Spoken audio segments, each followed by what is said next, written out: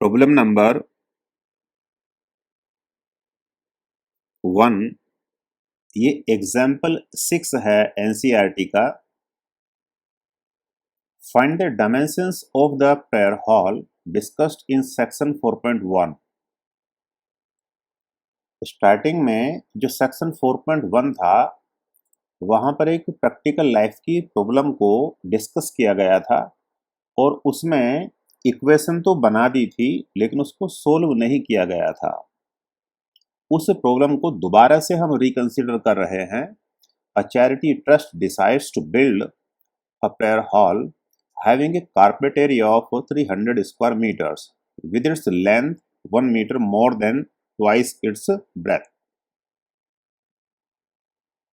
What should be the length and breadth of the hall?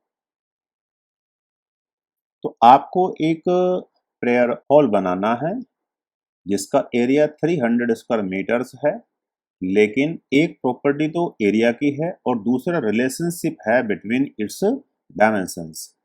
अब यहाँ पर mention नहीं किया गया है कि हॉल कैसा है, तो उसके लिए आप इसको रेक्टेंगुलर मान लीजिए।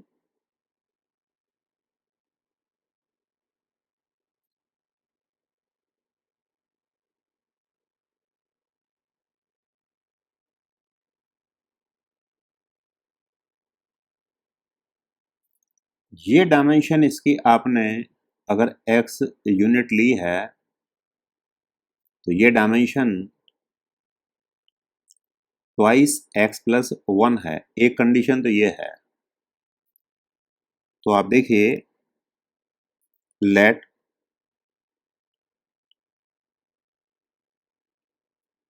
breadth of the hole is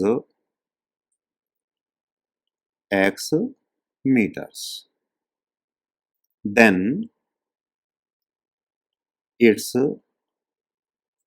length is twice x plus 1 metres. एक तो कंडीशन ये हो गया। नेक्स्ट हम जानते हैं area of rectangular hall is length and its breadth।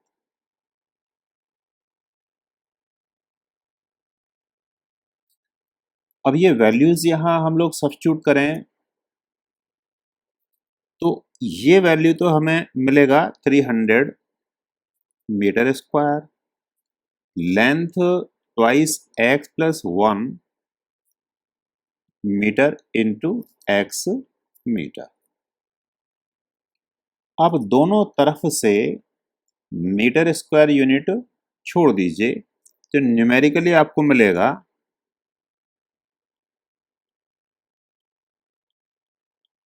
ये, और सारी ही टर्म को एक तरफ आप ट्रांसपोज करेंगे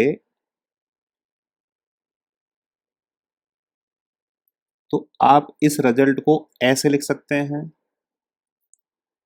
और ये हमारे पास एक क्वाड्रेटिक इक्वेशन है इन इट्स स्टैंडर्ड फॉर्म।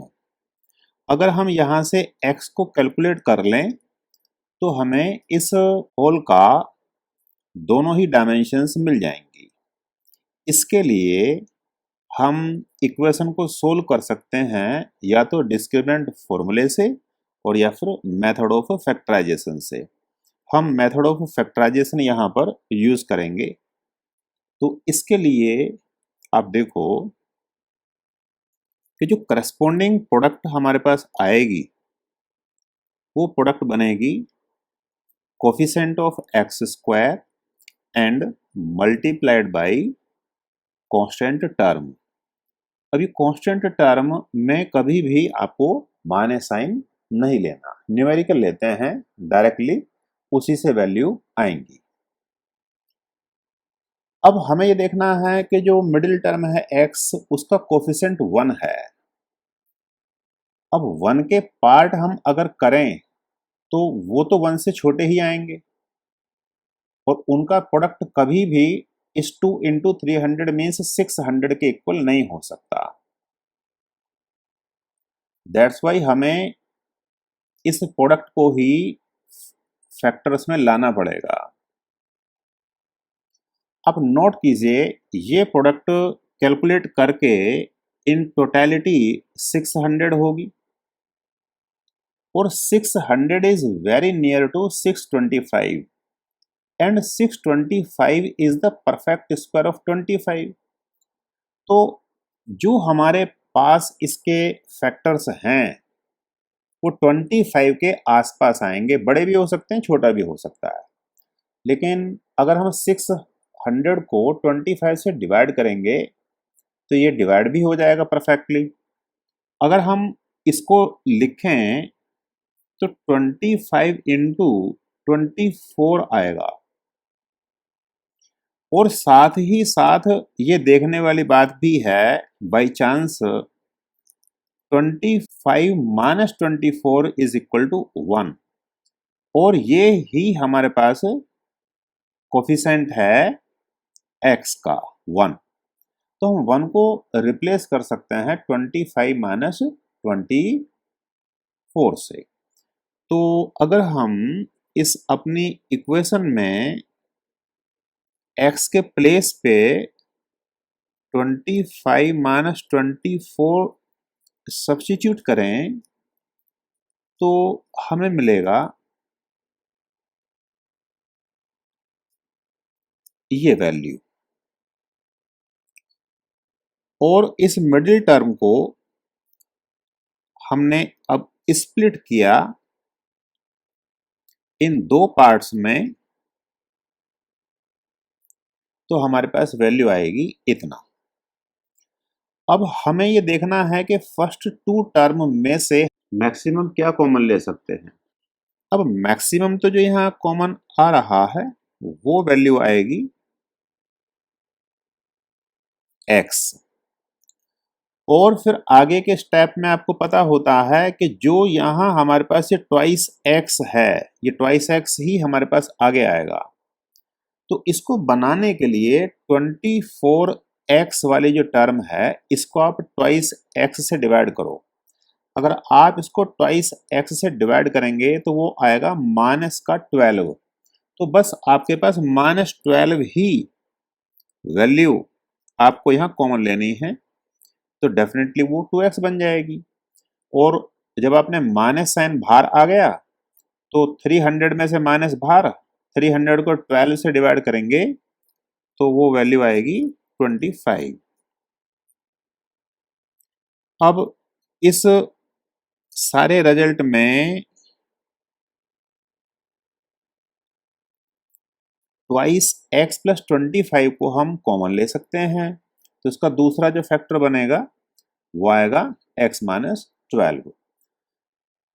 अब आप देखो, अगर हम फर्स्ट ब्रैकेट को 0 लें, if twice x plus 25 equal to 0 then x equal to -25/2। और अगर हम सेकंड वैल्यू को 0 रखें तो ये हमें मिलेगा x का वैल्यू 12। देखिए, एक वैल्यू तो हमारे पास प्लस है और एक वैल्यू माइनस है। इस माइनस की वैल्यू को तो आप रिजेक्ट कर दीजिए।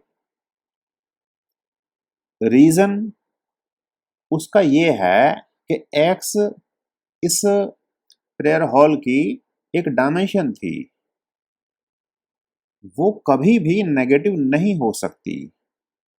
पॉजिटिव वैल्यू तो हम ले सकते हैं, तो ये हम यहाँ पर उसको रिजेक्ट करेंगे और इस वैल्यू को हम यहाँ पर एडमिट करेंगे। बस हमारा प्रॉब्लम सोल्व हो गया। Therefore the breadth of prayer hall is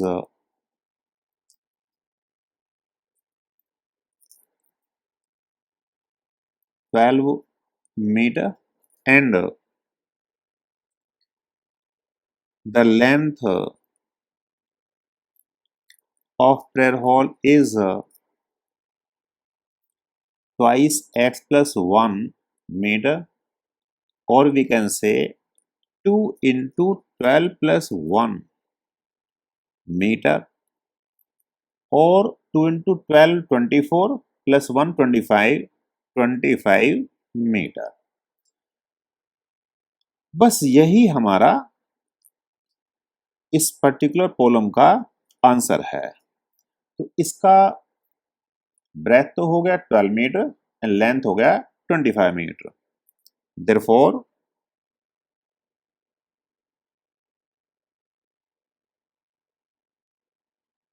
ये तो हमारे पास इतना आ गया